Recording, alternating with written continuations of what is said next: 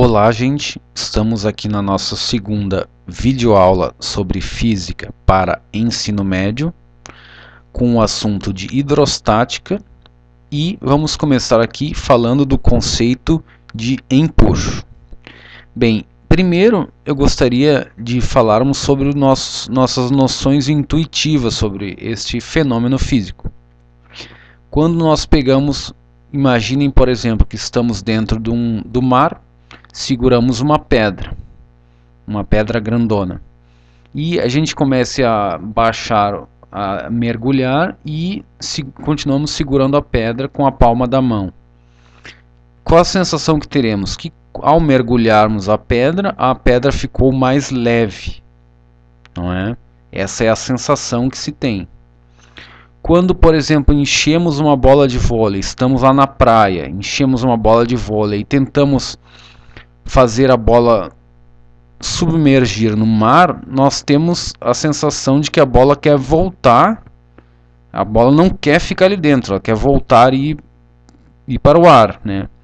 Então, se a gente submergir a bola e largar, ela vai subir, sair da água, ir para o ar e depois cair e bater na água, até que ela fique parcialmente submersa na água. Outra coisa, por exemplo, peguem um isopor e atirem no mar, num rio também. O que acontece? O isopor fica boiando. Já o ferro ele afunda na água. Por que isso acontece? Então todos esses fenômenos da pedra que fica mais leve, da bola de vôlei que não quer ficar dentro da água, o isopor que flutua, o ferro que afunda, em todos esses casos existe uma força que os fluidos fazem sobre os objetos, e essa força é chamada de empuxo.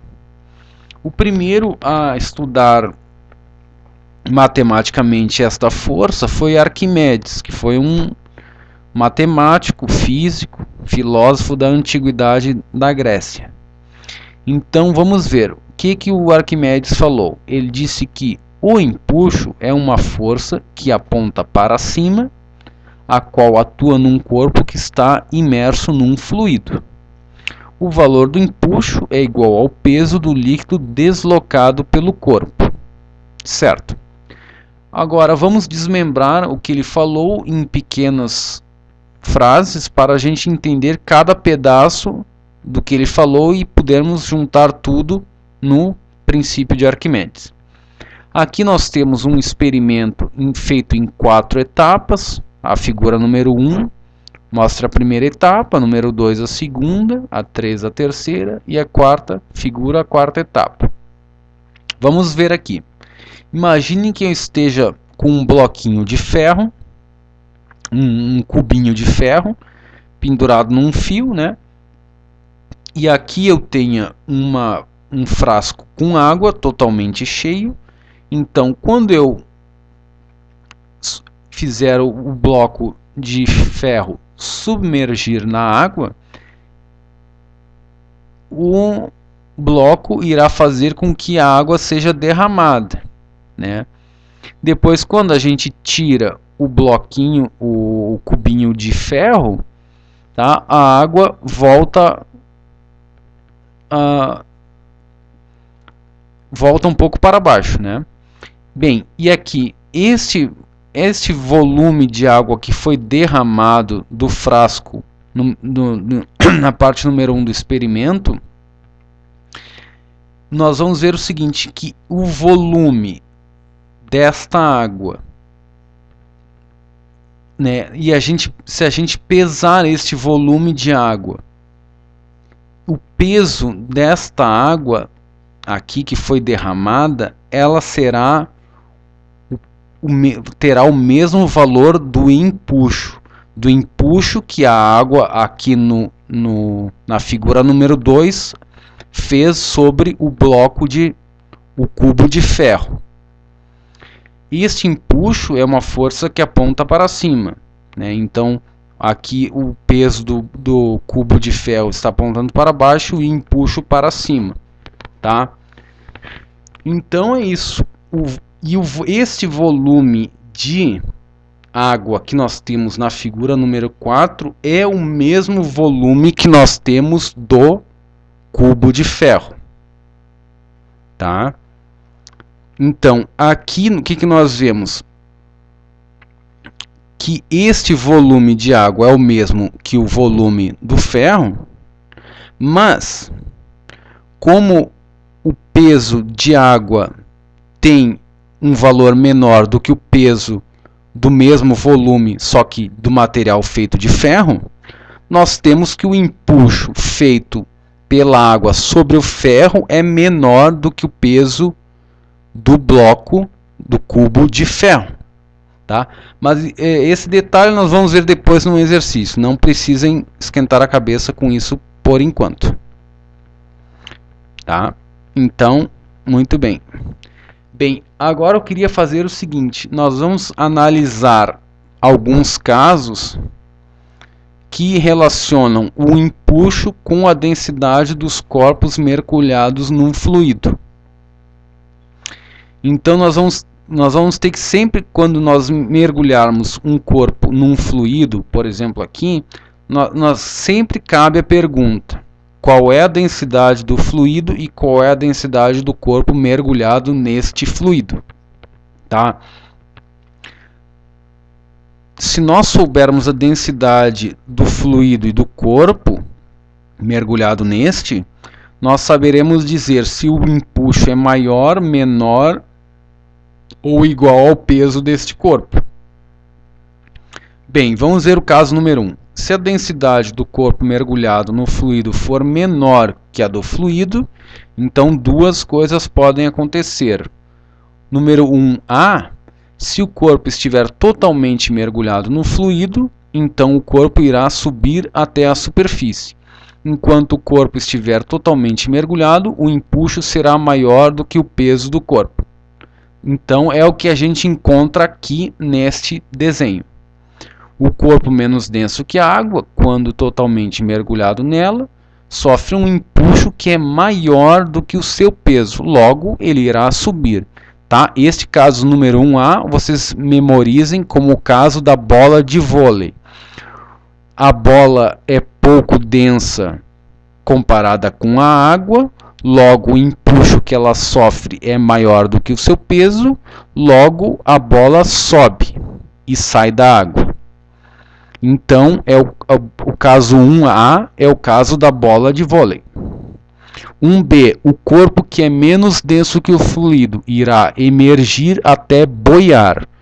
Boiando, estará em repouso. Se está em repouso, as forças que atuam sobre o corpo somadas darão 0, então o peso e o empuxo serão iguais. Peso para baixo, empuxo para cima, um igual ao outro, logo força resultante igual a 0. Então o caso 1B é o caso quando a bola de vôlei está boiando na água. Então a bola de vôlei boiando, ela terá o seu peso igual ao empuxo, né? E irá ficar em repouso, porém boiando. No caso 1A, como ela está totalmente submersa, o empuxo é maior. Então, o empuxo vai fazer ela sair do frasco de água. E no caso número 2, por exemplo, a gente poderia pensar no caso do cubo de ferro. Aqui o peso é maior que o empuxo, porque a densidade do ferro é maior que a densidade da água, logo o corpo afunda. Então tá, o caso número 2 é o caso do ferro.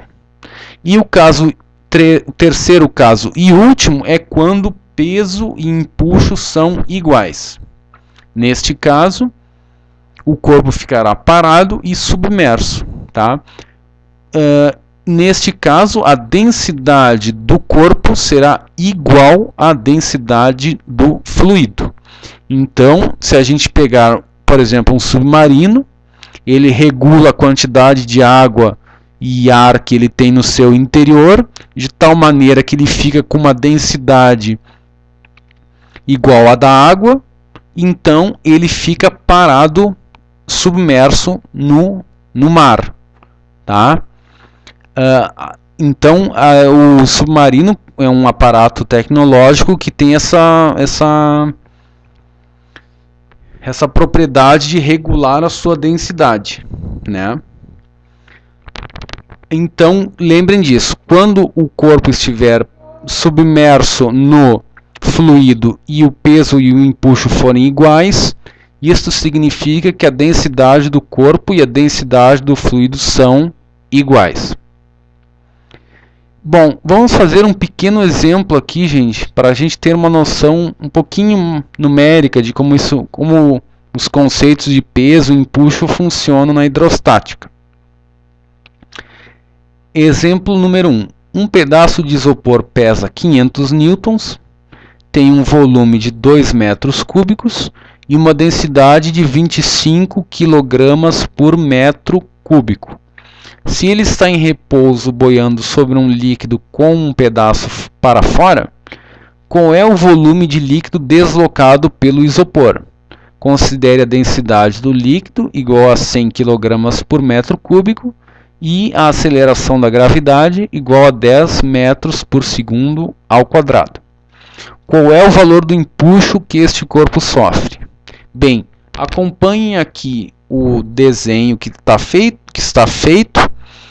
Como o corpo está boiando, ele está parado, logo o seu peso será igual ao empuxo. Seu peso era de 500 newtons, logo o valor do empuxo que ele receberá será também de 500 newtons. Certo, gente? Bem, então era isso aí. Finalizando a nossa segunda videoaula, e fique a seguir com a terceira videoaula sobre hidrostática. Muito obrigado pela